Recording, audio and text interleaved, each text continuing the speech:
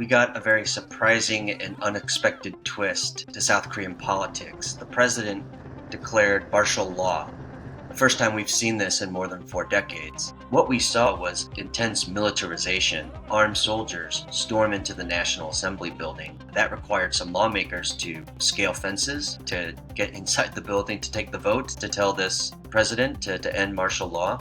It was essentially a scene out of a film that many South Koreans wish they would never have to see.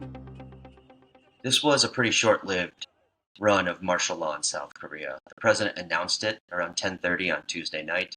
체제 전복을 노리는 반국가 세력의 준동으로부터 국민의 자유와 안전 그리고 국가 지속 가능성을 보장하며 미래 세대에게 제대로 된 나라를 물려주기 위한 불가피한 조치.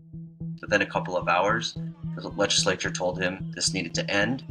And a few hours after that, the president, around 4:30 in the morning here, local time on Wednesday, said that he would acknowledge the vote telling him to end martial law.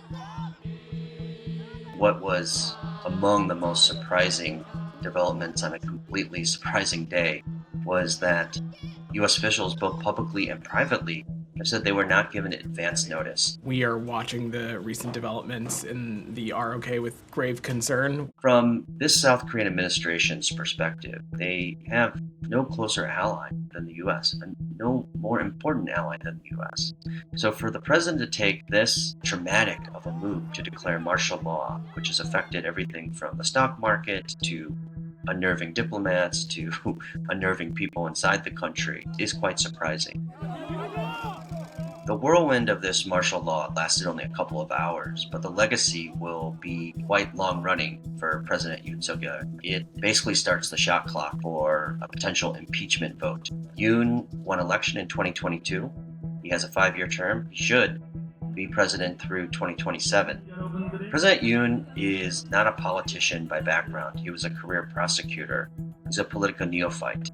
So his moves don't really follow the traditional playbook of what we expect a politician, let alone a country leader, to take. What's his endgame? President Yoon has really leaned into political division. In recent years, he's castigated his political enemies as being anti-state. He's even equated them to communist totalitarian forces. He felt that the opposition political forces were a threat to democracy, were a threat to the Constitution. South Korea, like a lot of democracies, is under a lot of political tension. And according to one survey from Pew Research Center, the only country that has a more polarized political climate than the U.S. is South Korea. The year started in January with the opposition leader, Lee Jae-myung, being stabbed in the neck and requiring surgery.